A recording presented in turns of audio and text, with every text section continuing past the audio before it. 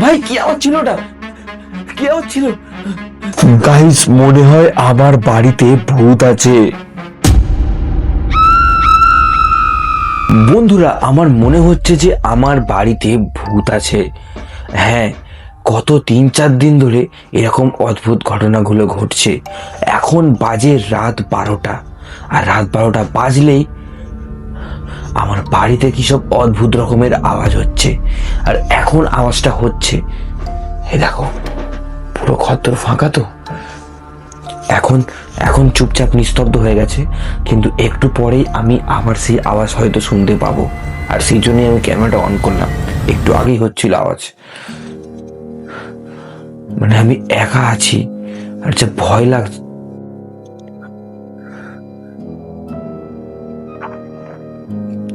কারো একটা পায়ের আওয়াজ পাচ্ছি আমি। কারো একটা পায়ের আওয়াজ আসছে ওখান থেকে। আমার ওখানে কিন্তু দেখতে পাচ্ছ, ওই যে ঘরে কিন্তু ছিটকিনি আটা আছে, দেখো জাস্ট। ছিটকিনি কিন্তু আটা আছে আমার রুমের, ঠিক আছে? ছিটকিনি আটা আছে, কিন্তু আমি বুঝতে পারছি না যে দরজার ওপারে কি হচ্ছে। কারো একটা পায়ের শব্দ আসছে। আমার দেখা উচিত, লাইটটা নিয়ে গিয়ে দেখা উচিত যে কি আসলে।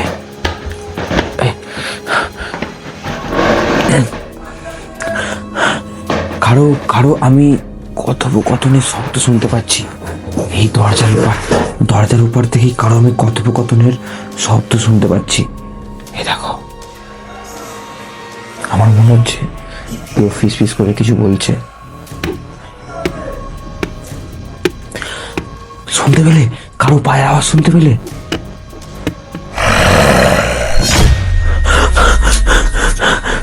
গাইস, কেউ মনে হলো যেন দরজায় ধাক্কা করলো। আমার মনে হলো কেউ দরজায় আঘাত করলো।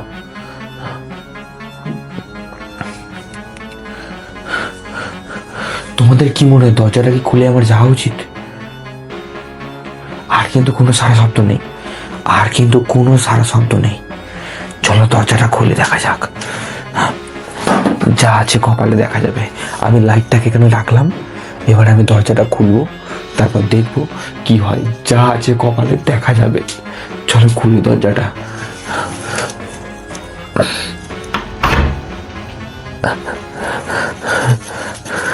দরজাটা তো খুলে দিলাম, আমি বুঝতে পারছি না কিভাবে। তো চলো এবারে যাওয়া যাক। লাইটটাও শক্ত করে আমি হাতে নিয়ে নিয়েছি যাতে কিছু না হয়। দেখো দরজাটা আমি খুলছি, কিছুই তো নেই, কিছুই তো নেই এখানে।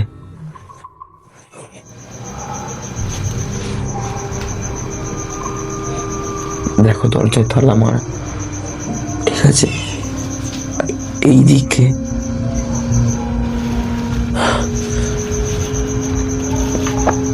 কিছু একটা,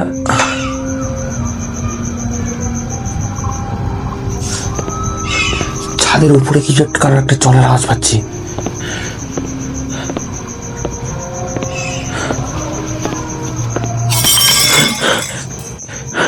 কি হলো? বাসন ধোয়ার আওয়াজ মনে হলো। কোথা থেকে এলো?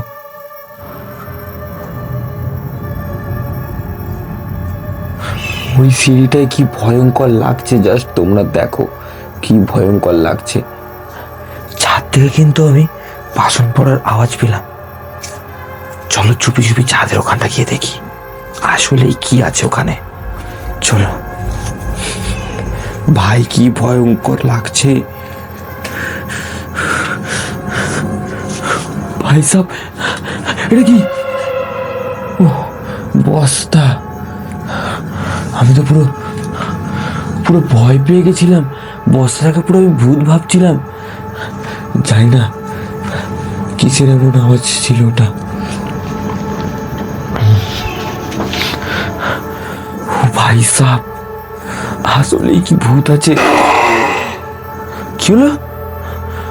গাইস, নিচে কিছু একটা আওয়াজ পেলাম আমি।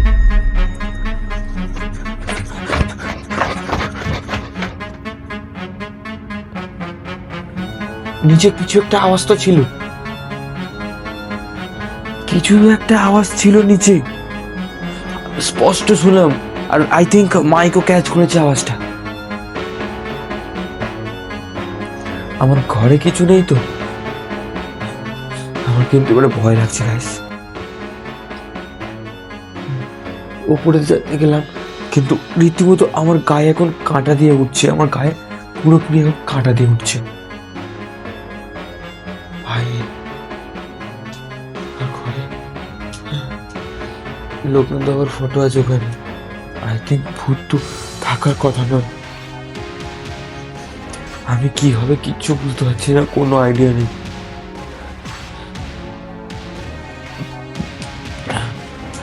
যাই হয়ে যাক, আমার মনে হয় দরজাটা বন্ধ করে দেওয়া শ্রেয় হবে।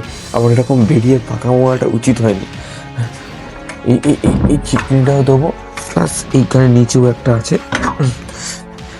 এটাকেও দিয়ে দিয়েছি। আর কিন্তু কোনো সারা শব্দ নেই।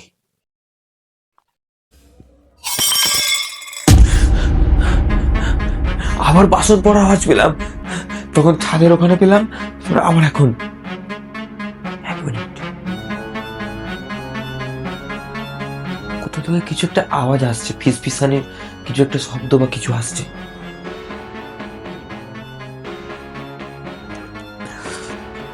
ও ভাই সাহ, তোমরা মানে কি বলবো, তোমরা জাস্ট দেখো এই পুরো ঘরটায় মানে পুরো বাড়িতে আমি একা। শুধু এই ঘরটাতে নয়, পুরো বাড়িতে আমি একা আছি। আর এইরকম সব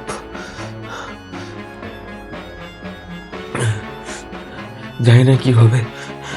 মানে আমি যে এত ভূতের ভিডিও বানাই, আই থিঙ্ক তার কিছু ফল হয়তো আমি পাচ্ছি। আমি জানি না কতটা সত্যি। আমি ভাবলাম যে আমার এই অভিজ্ঞতাটা তোমাদের সাথে লাইভ শেয়ার করা উচিত, তাই আজকে আনকাট ভিডিওটা বানালাম, পুরো আমার ঘরের অভিজ্ঞতাটা। শুধু যে তোমরা ভাবো যে অনেক সহজ ভূতের ভিডিও বানানো, সেটা কিন্তু নয়। সাথে ভাই ভূতও চলে আসে। ভূতের ভিডিও বানাতে গেলে ভূত তো তোমার পিছনে পড়বেই। আর হয়তো সেটাই হচ্ছে এখন আমার সাথে। কি করবো কিছুই বুঝতে পারছি না। বন্ধুরা, তোমরাই কমেন্ট করে জানাও যে কি করা উচিত আমার।